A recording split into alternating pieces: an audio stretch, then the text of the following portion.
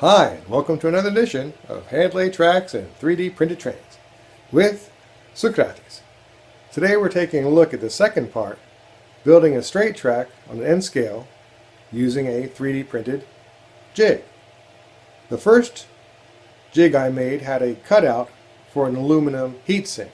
I used my three-way Fast Tracks jig upside down and built the jig so it was just the right height so that the aluminum plate would be right underneath the ties and it would act as a heatsink. It worked fairly well. The product was quite good that I ended up with, but the process took quite a long time. I decided that it could be a lot easier if it was in one piece. Plus, I just got a new Weller soldering iron that works so much better than my other one, it didn't really put any heat into the jig at all. So I went ahead and printed up a one piece, which has one side is tight, that'll hold the ties in the right place, and the other side is looser, which will allow the whole piece to come out fairly easier. In the end, it worked much better than doing it with the notch. The only thing I need is another one that has loose ends so I can then join the two pieces of track together. But take a look real fast at building a piece of straight track N scale using a 3D printed track jig. Thanks for watching. So this is the build with the one-piece jig.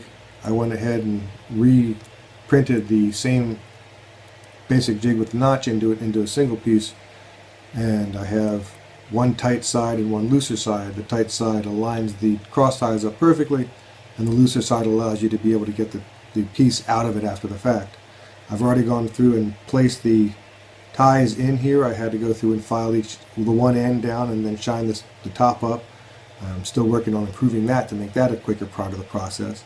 But with the jig like this, I use the weights to hold it nice and flat because it's plastic, so it doesn't necessarily want to stay perfectly flat. And then putting a little pressure on that 3-point gauge, which is the proper gauge size for N-scale tracks. It became a quickly repetitive process. And the Weller soldering iron, if you see my other video, the first video is much easier. Hundreds of times easier than the first video, and it just point, solder, hold the gauge in place so as to make sure that nothing is in the wrong place, and doing both sides at the same time.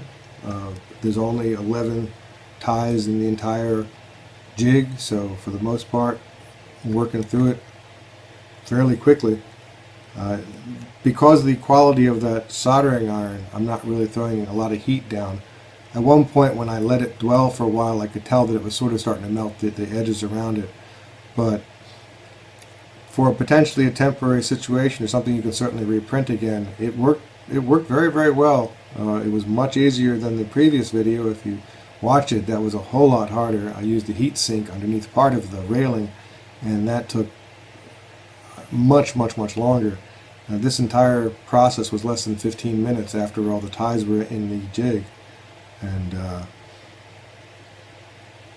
this point I'm printing another shape of this where instead of having one loose and one tighter side, since once you've got these pieces of track you end up having to join them somehow.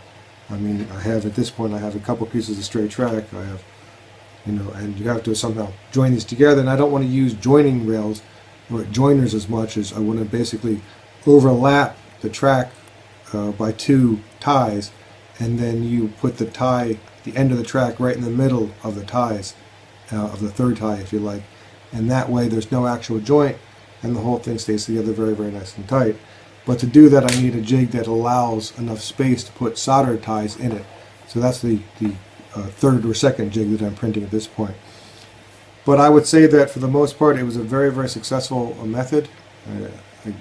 Once you have the ties in the jig and the rails down, it's just a matter of moving through the process, making sure that the gauge says everything's good, and it was very straightforward. The other one was not nearly as straightforward. So all things considered, I think it was a really good process, and you can see that the final product was really quite good. The car rolled back and forth on it quite nicely, and the gauge also was quite happy with how well it worked. So all things considered, I think that the printed jig worked very well, and Working on making a curved one next. So thanks for watching. Hope you do a little 3D printing, and I'm probably going to put these up for sale on Etsy. If for some reason you want to print your own tracks and you want to make it with a 3D printed train or 3D printed jig, you can check out Socrates 3D on Etsy.